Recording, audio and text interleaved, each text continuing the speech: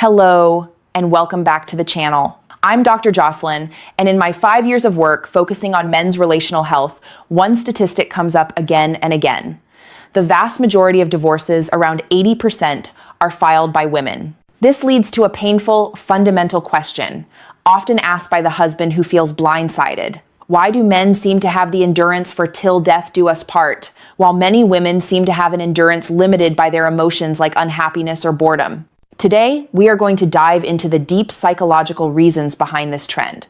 This isn't about blame, it's about clarity. It's about empowering men to understand a fundamental truth that will save their sanity and their dignity, whether the marriage lasts or not. If you are ready for this essential, honest conversation, please like this video right now and tell me in the comments, where are you watching from today? The core myth that fuels this high divorce rate is the belief that happiness is something you acquire, that a husband, a marriage, or a beautiful life on paper will make you happy. When a woman enters marriage with this underlying, often subconscious expectation, she sets herself and her husband up for failure. She sees marriage as the next checkbox on her list of things that should make her happy. The reality, as we know, is that happiness is a deeply internal experience. No person, no achievement, and no relationship can make you happy.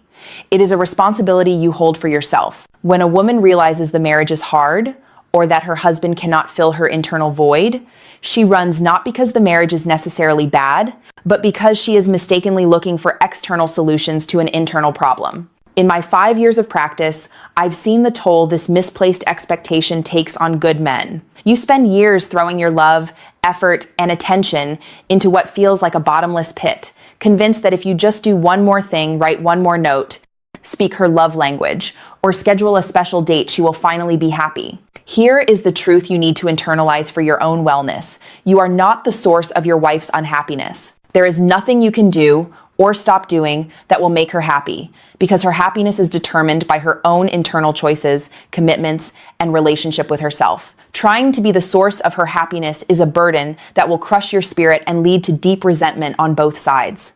Number 5, the short-sighted commitment practically.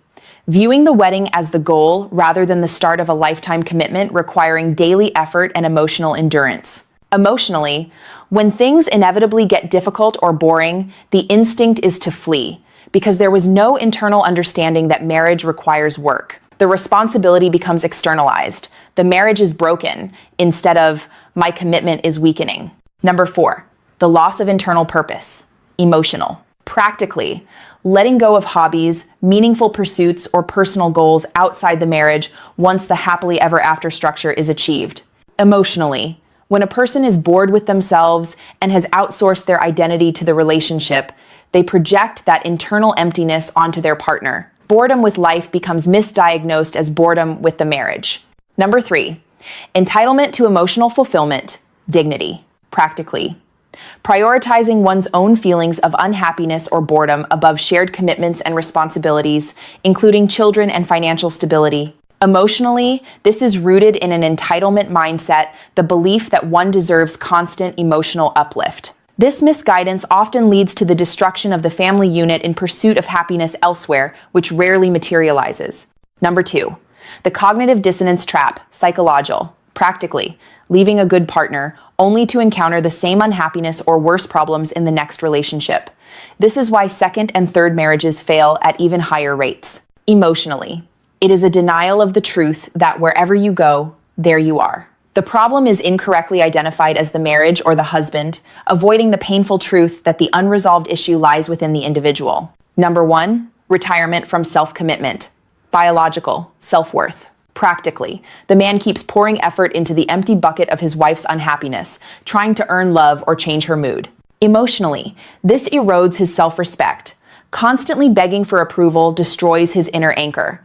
At some point, he must retire from this impossible task. Here is the solution, especially for the men watching.